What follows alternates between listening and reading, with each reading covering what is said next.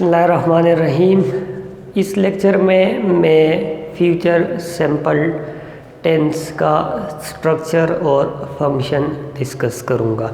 इसका स्ट्रक्चर है सब्जेक्ट, उसके बाद वेल, शल भी आई के साथ आ सकता है लेकिन वेल हम सारे सब्जेक्ट्स के साथ यूज़ कर सकते हैं। उसके बाद बेस, फॉर्म ऑफ वर्ब और एंड में फुल स्टॉप लगाएंगे। ये देखिए, आई इनिशियल लेटर कैपिटल होगा जब हम सेंटेंस लिखेंगे। कोई भी सेंटेंस का इनिशियल लेटर कैपिटल होता है। आई तो वैसे भी कैपिटल होगा। फर्स्ट पर्सन प्रोनाउन चाहे हम सेंटेंस के स्टार्ट में लिखे, मिड में लिखे, एंड में लिखे, ये तो वैसे ही कैपिटल होगा। अदरवाइज हम सेंटेंस का इनिशियल जो लेटर है वो कैपिटल लिखेंगे। यहाँ पर अगर मैं ही कर दूँ तो वो भी कैपिटल ही रहेगा। ही विल बी फ्री या I will be free, end में फुल स्टॉप लगाएंगे। अब ये बी जो है ये बेस फॉर्म है। बेस फॉर्म वो फॉर्म ऑफ वर्ब होती है जिसके साथ न एस होता है, न ई एस होता है, न डी होता है, न ई डी होता है, न आई एन जी होता है। इसके साथ देखिए ये कोई फॉर्म नहीं है। Form without S, a form without E S, a form without D, a form without E D or I N G is called base form. ये बाकी जितनी भी फॉर्म्स है ये बेस फॉर्म से बनती है। फॉर एग्जांपल बी, इसके साथ आई एन जी ऐड करेंगे, बी इससे बनेगी।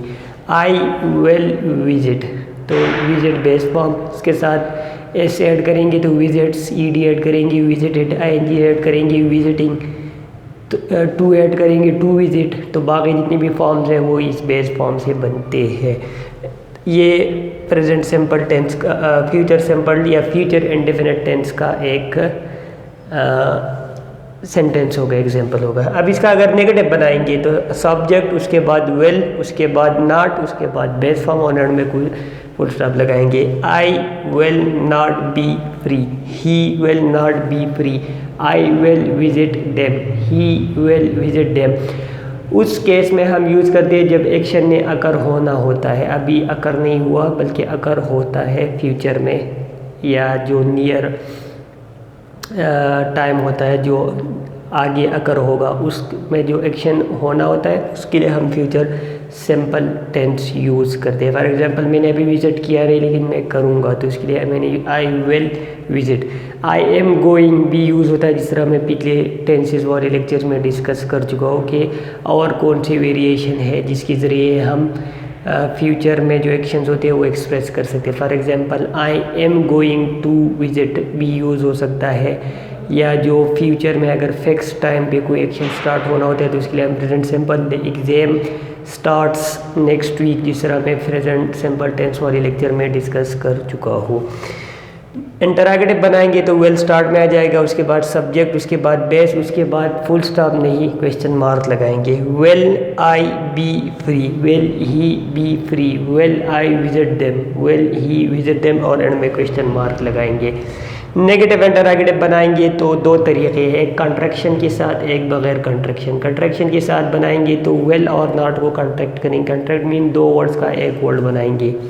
बगैर कंट्रैक्शन के बनाएंगे तो इस तरह होगा, पहले वेल, उसके बाद सब्जेक्ट, उसके बाद नॉट, उसके बाद बेस फॉर्म, उसके बाद question mark. Will I not be free question mark, will he not be free end में question mark, will I not visit them end में question mark, will he not visit them end में question mark. या contraction के साथ बनाएंगे तो want, फिर subject, उसके बाद बेस फॉर्म, उसके बाद question mark. Won't I be free, won't he be free end में won't I visit them, won't he visit them. लेकिन एक पॉइंट याद रखिए, जब यहाँ पर वॉन्ट लगाया तो यहाँ पर इस पॉइंट में दोबारा नॉट नहीं लगाएंगे। ये एक स्ट्रक्चरल मिस्टेक आ सकता है एमसीक्यूज में। अगर यहाँ पर नॉट लगाया तो फिर यहाँ पर नॉट नहीं लगाएंगे। इसी तरह अगर यहाँ पर नॉट यूज़ होता है तो यहाँ पर फिर वेल नहीं, एक पॉइंट पे नॉट यूज़ करेंगे। सेकंड पॉइंट ये याद रखिए, इसमें एक तो इस तरह के एमसीक्यू आ सकता है सेकंड एनएमडीकेट इंग्लिश पोर्शन में। सेकंड जो एमसीक्यू आ सकता है वो इस तरह आ सकता है कि नॉट को इधर लगा दे, will not I be free, इस तरह भी पॉसिबल है। या इसके अलावा बाकी सिंपल एमसीक्यूज आ सकते हैं कि वेल के बाद बेस फॉर्म ना लगा दे, कोई और फॉर्म लगा दे, तो वो भी एक पॉसिबिलिटी है। और जो एक और पॉसिबिलिटी एमसीक्यू की वो ये कि लेट सपोज ये सेंटेंस गिवन होगा और स्टूडेंट को इंस्ट्रक्शन होगा कि इसका टेंस आइडेंटिफाई करे, तो यहाँ पर इसको कंफ्यूज नहीं करना, ये बेस फॉर्म है और ये वेल है, will plus base form of the is equal to future simple tense.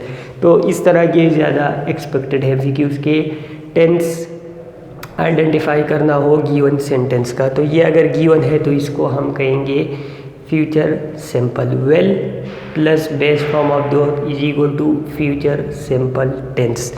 बाकी इसमें अगर इंटररोगेटिव नेगेटिव इंटररोगेटिव वाले इस तरह भी आ सकते हैं कि सेंटेंस आइडेंटिफाई करे, तो वो तो सिंपल है, ये इंटररोगेटिव है, वेल स्टार्ट में एंड में क्वेश्चन मार्क यूज़ हुआ है, ये नेगेटिव है, नॉट यूज़ हुआ है, ये सिंपल डिक्लेरेटिव है, और इसके साथ साथ ये दोनों जो है ये नेगेटिव इंटररोगेटिव है। तो इस तरह कुछ एमसीक्यूज आ सकते हैं जो मैंने डिस्कस कर दिए। स्ट्रक्चर वाइज आ सकते हैं, वॉन्ट के साथ नॉट लगा दे, या ये नॉट गलत पॉइंट पे लगा दे, या यहाँ पर वेल के बाद बेस फॉर्म की अलावा कोई और फॉर्म लगा दे, क्वेश्चन मार्क ना यूज़ हो, और एक जो मोस्ट इम्पॉर्टेंट है वो ये कि सेंटेंस गिवन हो और उसका इंस्ट्रक्शन हो कि इसका टेंस बताए, तो उसको आइडेंटिफाई करने का तरीका है कि will plus base form of the जहाँ पर भी हो ये इज इक्वल टू है